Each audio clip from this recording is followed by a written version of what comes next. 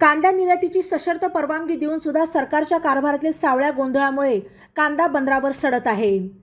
निर्यात शुल्क नेमके किती याबाबत अद्याप स्पष्टता नसल्यामुळे निर्यात सुरू नाही, अशी माहिती स्वतंत्र भारत पक्षाचे राष्ट्रीय अध्यक्ष अनिल घनवट यांनी पत्रकारांना दिली। केंद्र शासनाच्या वित्त मंत्रालयाने 3 मे रोजी अध्यादेश काढून भारतातून कांदा निर्यात करण्यास परवानगी दिली।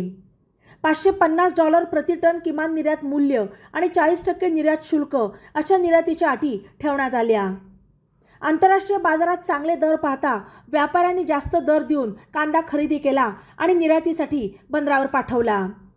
मात्र कांदा निर्यात शुल्क 40% नसून 50% आहे, असे बंदरावरील सरकारी अधिकाऱ्यांनी सांगितले।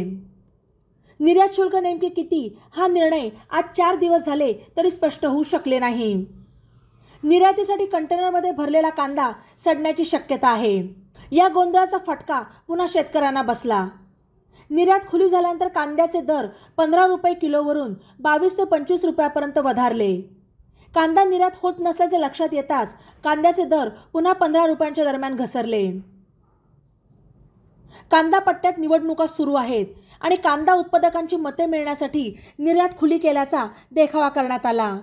मात्र कांद्याचे दर वाढू नयेत म्हणून निर्यात शुल्काचा घोळ घातला जात आहे।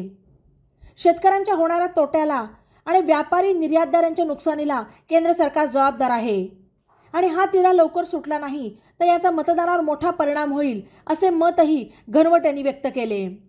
ई नवा मराठा यूट्यूब चॅनलला सबस्क्राईब करा आणि बेल आयकॉनवर प्रेस करा।